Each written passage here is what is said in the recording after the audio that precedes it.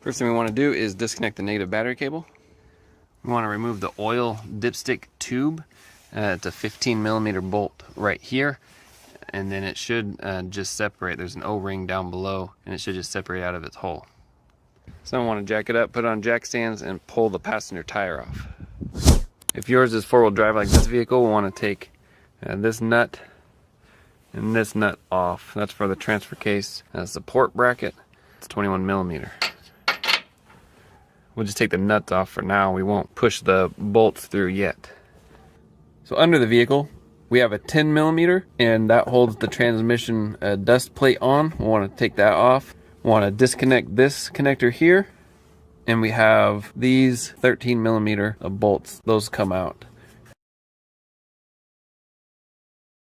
Really won't focus, but that's the back side of the connector, so you can see how it disconnects. So that's the connector there. Getting it with a pick is all I needed. Now the starter should slide forward and out of its home like that.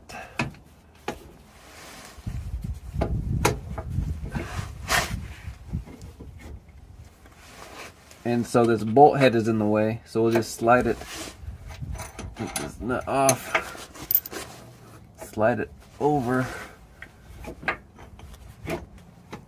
It doesn't make sense, does it? The manual doesn't make sense.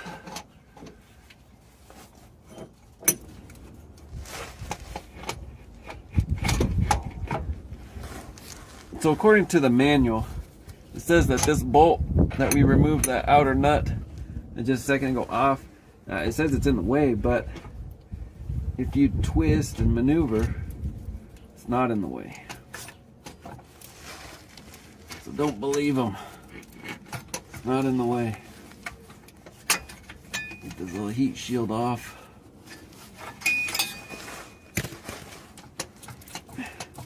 So now we have some electrical connectors that we can get off.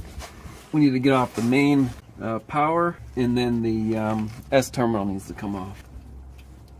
So this is through the wheel well. You can see right there is another, hold on. There, that's another connector. I'm going to go ahead and unplug that as well. So now to get the main power and the S terminal off, here's the transfer case. So I'm looking back towards, you can tilt this so you can get access to it. You can tilt it and get a extension like this, and this just has a little wobbly. That's enough, about a 6-inch extension, and you can get it from this little access. So when you take that main power cable off, just hold the starter, because it'll want to drop once it's free, and you can actually break that S terminal. So that'll be what we want to do next. Take that S terminal off. It's an 8mm. Alright, so once you got the old starter out, just line up the new starter. Make sure everything looks the same. Good to go. Go ahead and slap it in, and if you want the AC Delco, this is the part number that we're putting in. So go ahead and clean off your copper contacts here, and then the main power right there. Clean it off real good with the wire brush or whatever you have, piece of emery cloth or sandpaper or whatever you have, just to clean them up real good before we put them back on. Alright, now we can put our S terminal on. And now our main power.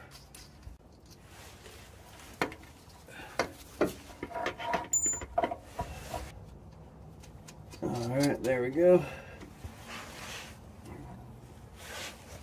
Tighten that down.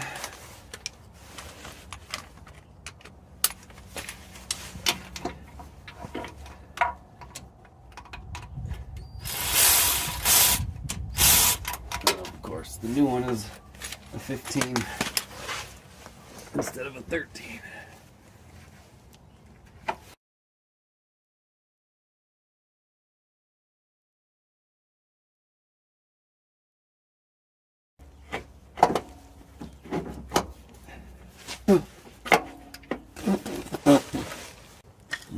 Tasty dirt.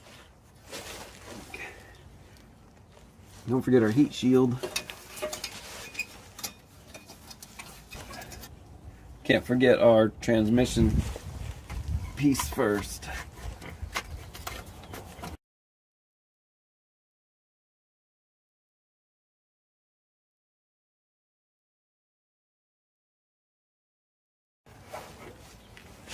This takes a little maneuvering. Eventually it'll go in. Make sure your cables fit where they're supposed to. Your plugs and stuff.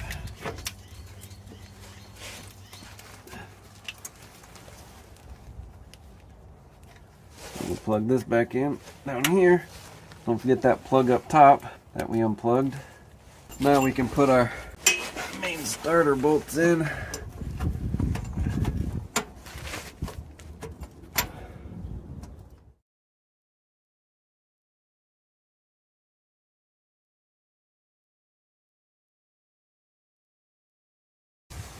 These starter bolts are 37 foot-pounds.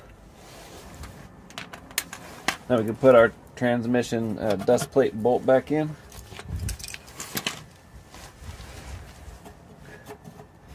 Now we can put our dipstick tube back in and put a little silicone paste on this O-ring so as it goes in, it won't rip or anything. Just a good lubricant. If you're struggling finding the dipstick tube hole, it's kind of hard to see, but you can look through the wheel well with a flashlight and you can kind of see where the hole is for the dipstick tube, and you just kind of maneuver it, wiggle it. You know, have to come down here, see am I on target, go back up, move it, am I on target, and then just find this little hole. But yeah, just with some patience. So now we can put these, tighten these back up. They're 70 foot-pounds.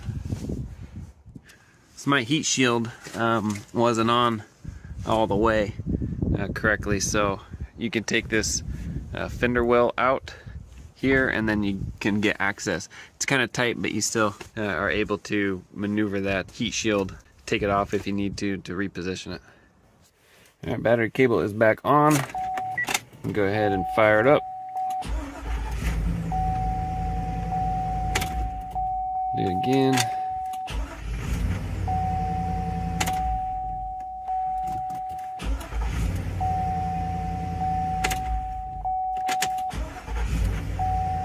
All right, well there we go. That is a confirmed fix. Some things to keep in mind. The manual had me remove that bolt or slide that bolt over.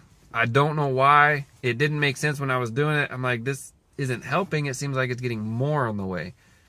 I don't understand that. But if that's what you do and you're like, oh yeah, this is, you know, the bee's knees, this is what I need, then it was shown, because I followed the manual until it didn't make sense and then I stopped that step anyway.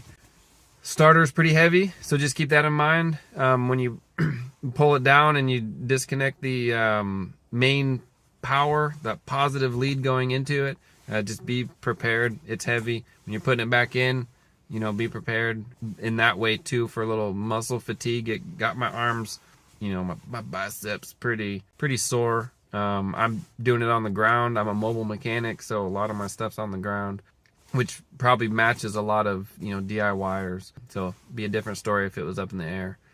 Other than that, pretty straightforward, you know, easy job.